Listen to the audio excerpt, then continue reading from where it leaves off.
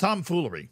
Tomfoolery of the highest order. I am a huge proponent of anything that could possibly be considered tomfoolery. I am also a huge proponent of things that could be considered the dark arts of the game. As much as I might malign somebody like Diego Simeone for ruining the final hour of a match that Atletico Madrid has a 1-0 lead in, nonetheless, I respect and oftentimes encourage the little things around a match that you can do in order to try and win. One of those great examples of this is that instance of Jose Mourinho talking to his ball boys about getting play restarted quickly, and that eventually leading to a goal, at which point the ball boy was then rewarded by being introduced to the entire team and being dapped up by Jose Mourinho and all that fun stuff. Those little things that can make the difference between winning and losing. That's what's really neat. But what you don't often see is those fringe elements actually get involved in the shit-talking themselves, to get involved in the rabble-rousing, the Neil Malpe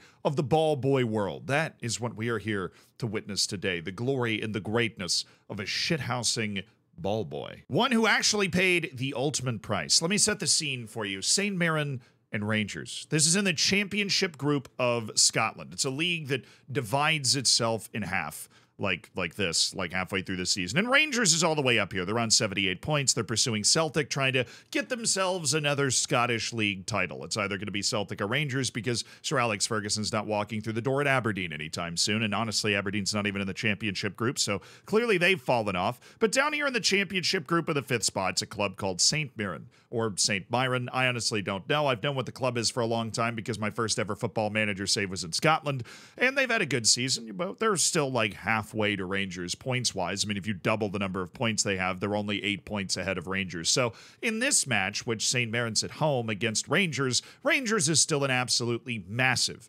favorite, which means if you are a Saints fan, well, then you are going to need every possible advantage in order to win. And that's something that St. Mirren had set itself up for from the get-go, because 8.5 minutes into this game with St. Mirren in white and Rangers in blue, we meet our protagonist, our hero, our fearless leader of the dark arts. The ball goes out of play, and Rangers is coming over to get the ball. Now, this would be normally a very easy interaction. The ball boy would just toss the ball to the Rangers player. Instead,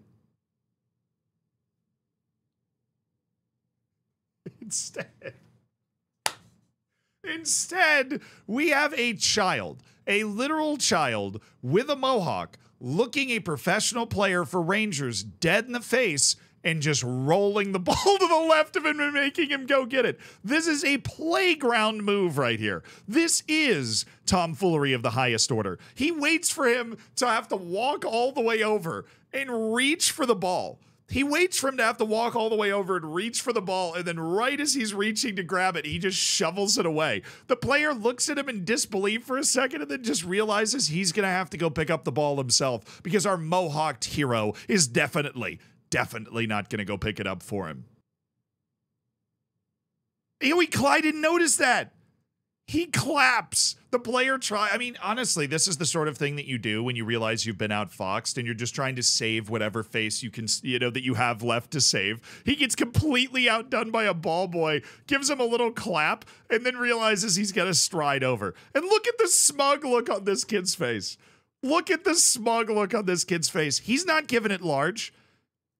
He's exploding on the inside. You can tell this guy is living it on the inside. And while you can't hear the audio, the crowd is, cheering, obviously, as you would, right? If you saw a ball boy absolutely shred some guy on the other team like this with an elementary school move. See, that's the advantage this kid has. He just got out of elementary school. These moves, they're new to him. They're right at the front of his mind. The other guy on Rangers, he couldn't have comprehended this. He's much farther away from elementary school. He forgot what would happen if he reached for that ball. And this mohawked hero reminded him. Unfortunately for this hero, sometimes, like the great heroes of old, when you do something so brave, so daring, so dashing, so helpful and antagonistic for your team, you pay the price. When you're the first man through the door, you're the most likely to get hit, and our mohawked hero is the first man through the door. And even though he's living at large, trying to keep it under wraps, the referee wasn't having it. And if you have the audio of this video, the referee is getting booed hard here. But the ref points at the ball boy and starts saying, you know, he looks like a school teacher that's just been one-upped by the class clown here. He's pointing at the kid and he's talking in the mic, and we don't really know what's going to happen. So we fast forward 2 minutes, right? Because that's the last that was shown on TV of what was going on with the ball boy. So while they're getting all organized in this corner, the crowd starts to boo and jeer, and the announcers are initially trying to figure out what's going on, because obviously nothing on the field would be warranting a boo and a jeer. St. Maron's about to take a corner, right? Like the home team's about to take a corner here. But then the announcers figure out why. The Mohawked hero is being escorted off the field. He basically threw out the ball boy for putting the moves on. Our hero has been thrown out of the game for doing what nobody else had the guts to do. Challenge Rangers. No other reason. The referee's not trying to maintain order here. That's obviously what he's trying to do. I totally understand where he's coming from. If you have ball boys being able to do this sort of stuff all the time, then the game's going to get out of hand, and that's definitely not a good thing. But this one time, that made a statement. And honestly, if I'm a St. Maron player, if I'm a St. Maron fan, it's showing fight. Rangers and Celtic are the big bad bullies of this league. Every time they show up, they bring a ton of fans, they bring better players, and they beat everybody else up in the Scottish League all the time.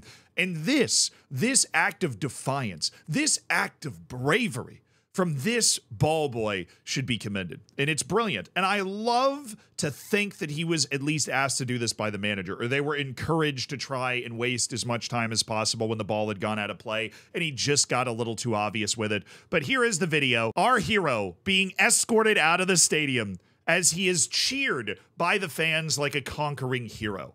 It's like Messi being subbed off after he scores a hat trick. The whistles, the claps, the standing ovation for a ball boy that gave St. Mirren, for a moment, belief. And not only that, he managed to waste 20 seconds. And I'll have you know, it kind of worked, because Rangers did take a 1-0 lead. St. Mirren did equalize, and it took until the 74th minute for Rangers to finally score the goal to win the match. But the head loss created by an excellent performance from the ball boy actually inspired a pretty solid and unusually good performance from St. Mirren against Rangers. At least that is the narrative that I'm going to build in my own mind about what happened in this game. But if I'm Jose Mourinho, if I'm any manager playing in a particularly big match, I'm lining up like 20 ball boys, and every time the ball goes out of play, the new ball boy will do something like this, and then they'll be removed, and they'll bring in another ball boy who's also on the payroll. I'm going to have an army of ball boys throwing balls into the stands, throwing them back across the field, causing havoc, faking serious illness and injury to waste minutes at a time. Anything that we could possibly do to employ the dark arts of this game and slow it down and mess with the other team and inspire the fans and inspire my team.